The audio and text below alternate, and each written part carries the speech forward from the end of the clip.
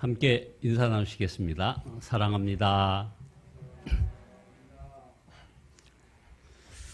오늘 설교 제목은 세상에서의 성공, 그래서 행복하십니까? 라는 제목입니다.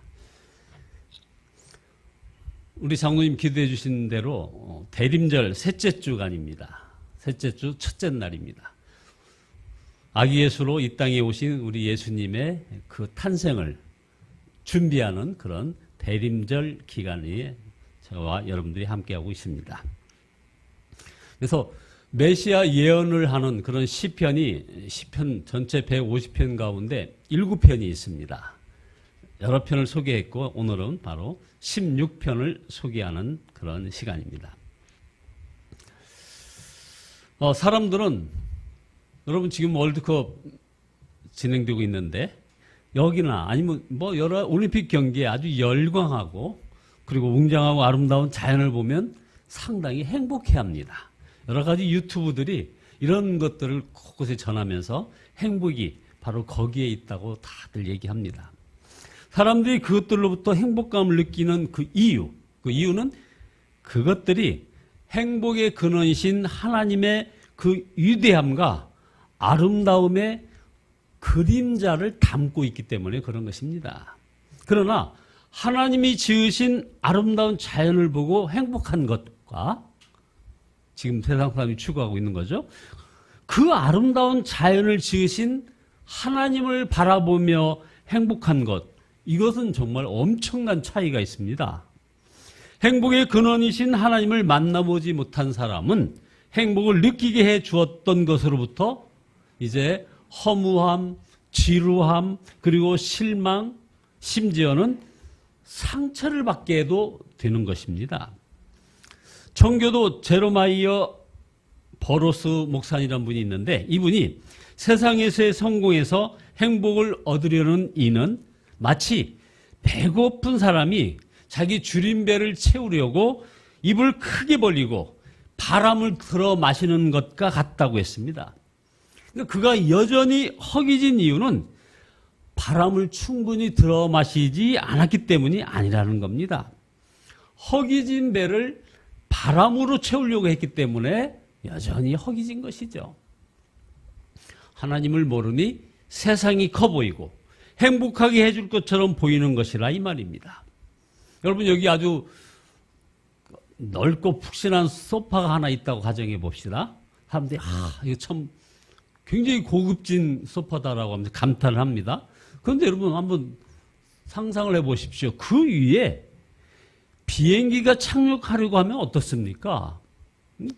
소파는 정말 너무나 작고 초라해 보일 것입니다. 말도 안 되는 것이죠. 이것이 바로 우리가 부러워하고 감탄하는 이 세상의 그런 실상인 것입니다. 여러분, 행복의 근원은 예수님이십니다. 다윗이 주님이 왜 행복의 근원인지를 두 가지로 설명하고 있습니다. 하나는 바로 그 하나님께서 생명을 주시기 때문이고, 두 번째는 또 하나 바로 영원한 기쁨을 주시기 때문이라는 겁니다. 자신이 정말 행복의 근원을 찾았는지는 그가 자신에게 생명과 영원한 기쁨을 주시는지로 분별해야 한다 이 말인 거죠. 자, 첫째, 그러면 주님은 우리에게 생명의 길을 보여주신다고 지금 시편 16편 11절에서 이렇게 말씀합니다. 주께서 생명의 길을 내게 보이시리니. 자, 우리는 목마르면 인터넷에서 검색하지 않습니다. 카톡에 올리지도 않습니다. 도랑이나 웅덩이에 있는 그런 고인물을 마시지 않습니다. 생수를 사다가 마시죠. 그렇다면 인생의 갈증을 경험할 때도 마찬가지로 해야 하는 것입니다. 예수님은 주님만이 진정한 생수라고 말씀하십니다. 요한복음 7장 37절에 명절 끝날 곧 큰 날에 예수께서 서서 외쳐 이르시되 누구든지 목마르거든 내게로 와서 마시라. 나를 믿는 자는 성경의 이름과 같이 그 배에서 생수의 강이 흘러 넘치리라. 바로 예수님은 우리에게 생명을 주시는 분이십니다. 그래서 요한복음 14장 6절에 예수께서 이르시되 내가 곧 길이요 진리요 생명이니 이렇게 말씀하지 않았습니까? 골로새서 3장 4절에도 우리 생명이신 그리스도께서 나타나실 그때, 바로 예수 그리스도께서 나타나실 그때 바로 생명을 주신다 이 말입니다. 아들이 있는 자에게는 생명이 있고, 진정한 생명은 바로 우리들 속에 있는 영, 이 하나님의 영이 사는 것입니다. 영이 살았다는 이 말은 바로 하나님이 믿어지고, 이렇게 여러분께 예배하는 예배 처소에 나오는 이것 자체가 바로 영이 살았다고 하는 분명한 증거입니다. 그래서 하나님이 믿어지니까 이 자리에 나온 거예요. 하나님이 경외하니까 이 자리에 오신 겁니다. 하나님을 사랑하기 때문에 우리가 크리스찬이라고 이야기하는 겁니다. 우리가 다 하나님을 믿는 사람들이니 뭐 대수롭지 않게 여길지 모르지만 여러분, 하나님이 믿어진다는 것, 이것은 엄청난 일입니다. 한 번은 제가 이제 밤늦게 문상 갈 일이 생겨서 어떤 분이 돌아가셔가지고 이제 거기 문상을 가야 되는데 그 중에 이런 생각이 들었습니다. 지금 고인은 지금 이 세상과 우리들을 어떤 마음으로 보실까?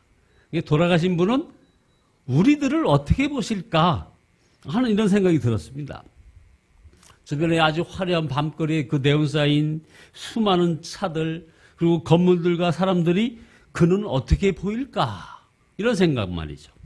그런 생각을 하는데 또 이런 생각이 이어서 들어왔습니다.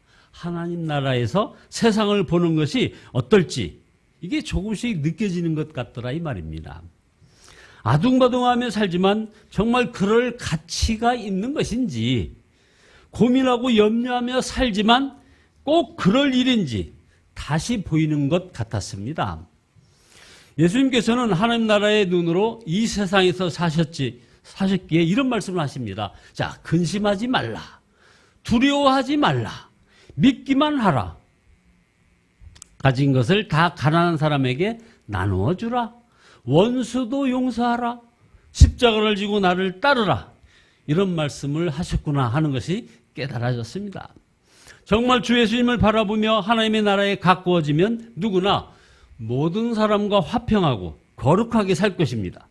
하나님 나라를 바라보는 그 눈이 뜨이지 않으니 서로 자기 주장을 하고 자존심 싸움하고 다투고 하나 되지 못하고, 그리고 욕심 부리고 걱정하고 염려하고 또 우울하고 낙심하며 은밀한 죄에서 벗어나지 못하는 것입니다. 자, 이것을 모르니 생수의 근원인 주님을 그래서 우리는 떠나는 것입니다. 그래서 예레미야 2장 13절에 보면 내 백성이 두 가지 악을 행하였나니 곧 그들이 생수의 근원이 되는 나를 버린 것, 즉 여호와 하나님을 버린 것과 스스로 웅덩이를 판 것인데 그것은 그 물을 가두지 못할 터진 웅덩이들이니라. 자, 터진 웅덩이 참 의미하는 바가 큽니다. 주님을 바라보고 주님을 더 알고 주님과 친밀히 동행하면 인생의 갈증이 사라집니다. 생명의 역사가 일어나기 때문입니다. 바로 거기에 생기가 넘치기 때문입니다. 아무도 없는 집에 개 한 마리가 옆에 있으면 기분이 참 좋아집니다. 생명과 접촉하고 있기 때문이겠죠. 최첨단 장비에만 둘러싸여 있는 것과 이건 느낌이 완전히 다른 겁니다.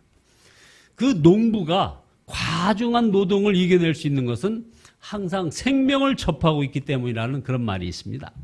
들판에 생명이 자랍니다. 우리가 사람을 대할 때 생명과의 만남이라는 사실을 생각해야 합니다. 그래서 사람을 통해서 힘을 얻습니다. 일이나 성공, 사역에 초점을 맞추어 사는 사람은 외적으로는 성공할 수 있을지 모르나 그 영혼이 황폐해지고 삶이 무너져 버리는 경우가 많습니다. 생명의 역사가 없기 때문입니다. 오늘도 우리 성빈이가 딱 들어오는 걸 보면서 제가 막 얼굴이 환해지는 걸 느끼면서 제가 내가 왜 이 생명을 보면서 이렇게 기뻐할까 하는 생각을 잠시 했습니다. 이어서 이게 3대가 이렇게 한꺼번에 들어오시는 걸 보면서 저 생명이 지금 오고 있구나 하는 이런 충만함을 느꼈다 이 말입니다. 이처럼 살아있는 식물이나 동물을 보아도 생기를 얻고 살아있는 사람을 통하여 힘을 얻는다면 생명의 근원이신 주님을 바라보면 얼마나 놀라운 역사가 일어나겠습니까? 생명이 넘치는 삶, 진정한 행복의 비밀이 바로 여기에 있습니다. 우리가 흔히 예배 잘 드려라, 큐티 열심히 해라, 기도해라, 봉사하라 그런 권면을 받습니다. 그 본질은 예배나 성경 읽기나 기도에 있음이 아닙니다. 예수님을 만나는 것입니다. 예배를 통하여 그리고 큐티를 통하여 기도를 통하여 예수님을 바라보는 것입니다. 이처럼 예수님을 바라보지 못하면 예배나 큐티나 기도나 봉사가 그저 종교 생활일 뿐인 것입니다. 자, 그럼 둘째로 주님께서는 충만한 기쁨, 영원한 즐거움이 있는 분입니다. 시편 16편 11절에 주의 앞에는 충만한 기쁨이 있고 주의 오른쪽에는 영원한 즐거움이 있나이다. 그냥 기쁜 것이 아니라 충만한 기쁨, 영원한 즐거움이라고 했습니다. 하나님을 정말 믿게 된 성도에게 특징이 있습니다. 바로 얼굴이 밝다는 겁니다. 마태복음 6장 31절에 그러므로 염려하여 이르기를 무엇을 먹을까 무엇을 마실까 무엇을 입을까 하지 말라. 이는 다 이방인들이 구하는 것이라. 너희 하늘 아버지께서 이 모든 것이 너희에게 있어야 할 줄을 아시느니라. 여러분, 이 말씀만 가지고도 얼마나 놀라운 일인지 모릅니다. 요즘처럼 경제적인 문제로 걱정거리가 많은 우리에게 바로 이 말씀이 구원입니다. 진정 기쁨이 넘치는 교회와 성도가 어디에 있겠습니까? 어떤 교회에 가보세요? 그 사람을 만나보세요? 이렇게 할 교회나 성도 여러분 아십니까? 우리가 이 기쁨을 누리지 못하면 사람들이 교회에 오지 않고 그냥 자연으로 나갑니다. 그곳에서 하나님을 더 잘 느낄 수 있기 때문입니다. 진짜 진짜는 교회에 있는데 교회가 그것을 보여주지 못하니 사람들이 밖으로 자연으로 나가는 것이죠. 우리 예수님께서 40일 금식 기도를 하시고서 몹시 줄이실 때 이제 어김없이 마귀가 다가와서 네가 만일 하나님의 아들이거든 이 돌들에게 명하여 떡이 되게 하라 하고 유혹을 했습니다. 마귀의 이런 유혹에 대하여 주님은 기록된 바 사람이 떡으로만 살 것이 아니라 이렇게 하였습니다. 떡으로만 산다는 것은 여러분 떡이 기쁨이라는 말입니다. 그렇죠? 떡으로만 살 것. 떡이 기쁨이라는 거죠. 자신을 정직하게 살펴봐야 합니다. 떡보다 더 좋은 삶의 기쁨을 발견한 사람은 사실 참 드뭅니다. 우리가 여행을 하다 보면 음식과 잠자리 등에 대해서 정말 까다롭습니다. 심지어 성지순례하거나 어떤 고난을 이렇게 연습하는 그런 현장에서도 음식이 입에 맞는지, 숙소의 난방은 잘 되는지, 날씨는 좋은지를 따지는 우리들 자신을 봅니다. 그런데 좋은 음식을 먹고 편안히 쉬고 마음껏 즐기면 기쁠 것 같은데 이게 그렇지가 않다는 겁니다. 여러분, 세상에서 가장 화려한 궁전이라고 하면 베르사유 궁전을 친답니다. 너무나 화려해서 그 많은 사람이 놀랍니다. 매일 그 궁전에서 잔치를 했고 정말 호화의 극치였습니다. 그러나 결국은 어떻게 됐습니까? 프랑스 대혁명이 일어나 버렸습니다. 모든 게 다 무너져 버렸습니다. 자, 이제 결론입니다. 진정한 기쁨은 우리가 하나님 말씀에 있고 말씀이신 주님과 친밀한 관계에 있다는 것을 지금 여러분에게 말씀 올리는 겁니다. 바로 이 눈이 뜨여야 합니다. 그렇지 않으면 마귀의 시험을 이길 수가 없습니다. 여러분, 참 생명과 영원한 기쁨을 주시는 주님을 붙잡아야 합니다. 많이 듣다 보니 귓전으로 들으면 안 되는 겁니다. 분명한 것은 우리들의 기도가 깊어지면 우리는 행복해집니다. 행복의 근원이신 하나님을 바라보는 시간이 길어졌기 때문입니다. 여기에 포인트가 있습니다. 바로 행복의 근원이신 하나님을 바라보는 시간이 길어질수록 우리는 행복에 근접한다는 겁니다. 큐티나 성경 읽기 다 마찬가지입니다. 자, 그것이 우리를 행복하게 해주는 것은 바로 우리가 주님을 바라보게 하기 때문이라 이 말입니다. 우리가 행복해지는 것은 그래서 우리에게는 저와 여러분에게는 거룩한 사명인 것입니다. 주위 모든 사람에게 행복이 필요하기 때문에 이들에게 행복을 전하기 위해서는 우리가 행복해져야 되는 것입니다. 바로 그 행복의 근원이신 주 예수 그리스도와 동행하심으로 참 기쁨과 행복을 모두 누리시기를 예수 그리스도의 이름으로 축원드립니다. 기도하시겠습니다.